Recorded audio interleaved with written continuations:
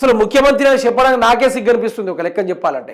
ఏ ముఖ్యమంత్రి, ఏ మనిషి ఏ లెక్కల వస్తాడు, ఏ కార్యక్రమంలో దిగుతాడు, ఏ విధంగా ప్రజల కోసం పాటుపడతా ఉన్నాడు.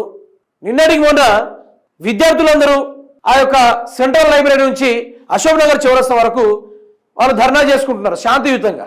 ఆ ధర్నా చేసుకుంటుంటే ఈ రేవంత్ రెడ్డి ఏం చేశాడు వచ్చి అంటే పోలీసులు పంపించి, నిజంగా వాళ్ళకు పోలీసులు లెక్క ఒప్పడలేదు. ఒక్కొక్కరు ఎంత గలీజ్గా మాట్లాడుతున్నారంటే, ఒక పోలీస్ అధికారి అయి ఉండి, ఒక ఏసీపీ అయి ఉండి అన్పార్లమెంటరీ లాంగ్వేజ్ యూజ్ చేసుకుంటూ ఆ విద్యార్థులను తిట్టుడు మరి ఘోరము.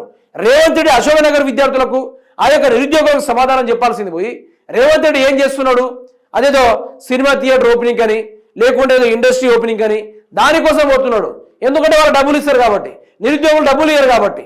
అందుకోసం రేవంత్ రెడ్డి డబ్బుల విషయంలో ఉంటే ఆఖరికి అయితే పొలం నాట్లేయడానికి కానీ, లేకుంటే పొలాలు ఎక్కడానికి కానీ, లేకుంటే గొర్రె తొరడానికి కానీ, లేకుంటే కూలి పని చేయడానికి కానీ, పత్తి ఏరడానికి కానీ, లేకుంటే బావులు తవ్వడానికి కానీ, కాలువల్లో ఆ మురికి చెత్త తీయడానికి కానీ అన్నిటికీ పనికి వస్తాడు. కమిషన్లు ఇస్తే అన్నిటికీ పనికి ఇస్తాడు.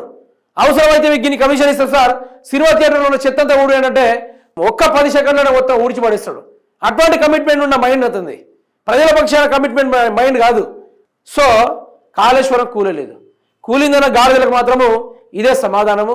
కూలిందన వారికైనా చెత్త పరమ దరిద్రం ఆడ ఉండదు. ఇక దొరికినా కూడా దొరకదు ఫస్ట్.